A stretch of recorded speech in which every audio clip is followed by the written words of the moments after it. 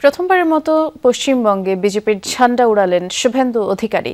কলকাতার ঐতিহাসিক brigade parade গ্রাউন্ডে মুখ্যমন্ত্রী হিসেবে তিনি শপথ নেন, আর সে সময় মঞ্চেই ছিলেন প্রধানমন্ত্রী নরেন্দ্র মোদী। অভিষেক অনুষ্ঠানে হাজির হন স্বরাষ্ট্রমন্ত্রী অমিত শাহ সহ কেন্দ্রীয় শীর্ষ নেতারা। এছাড়া উপস্থিত হন ভারতের 20 রাজ্যের মুখ্যমন্ত্রী।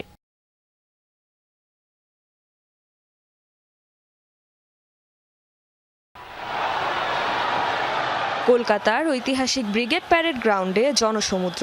নবনির্বাচিত মুখ্যমন্ত্রী শুভেন্দু অধিকারীকে সঙ্গে নিয়ে শপথ অনুষ্ঠানে হাজির হন প্রধানমন্ত্রী নরেন্দ্র মোদী। মঞ্চে উঠেই শ্রদ্ধা জানালেন বিশ্বকবি রবীন্দ্রনাথ ঠাকুরের ছবিতে। প্রবীণ বিজেপি নেতা মাখনলাল সরকারের প্রতিও জানান শ্রদ্ধা।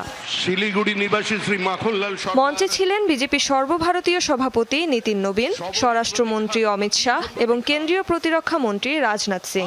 এছাড়া আসামের মুখ্যমন্ত্রী হেমন্ত বিশ্ব শর্মা, উত্তরপ্রদেশের মুখ্যমন্ত্রী যোগী আদিত্যনাথ, অন্ধ্রপ্রদেশের মুখ্যমন্ত্রী চন্দ্রবাবু নাইডু সহ 20 রাজ্যের মুখ্যমন্ত্রী উপস্থিত হয়েছেন পশ্চিমবঙ্গের অভিষেক অনুষ্ঠানে। ছিলেন স্মৃতি ইরানি, শিবরাজ সিংহ চৌহান, অগ্নিমিত্রা পাল, মিঠুন চক্রবর্তী সহ কেন্দ্র ও রাজ্য বিজেপির শীর্ষ নেতারা।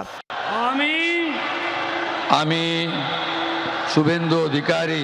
রাজ্যপালের উপস্থিতিতে ব্রিগেডে শপথ বাক্য পাঠ করেন মুখ্যমন্ত্রী শুভেন্দু অধিকারী। শুভেন্দুকে মুখ্যমন্ত্রী হিসেবে নিযুক্ত করলেন রাজ্যপাল RN রবি।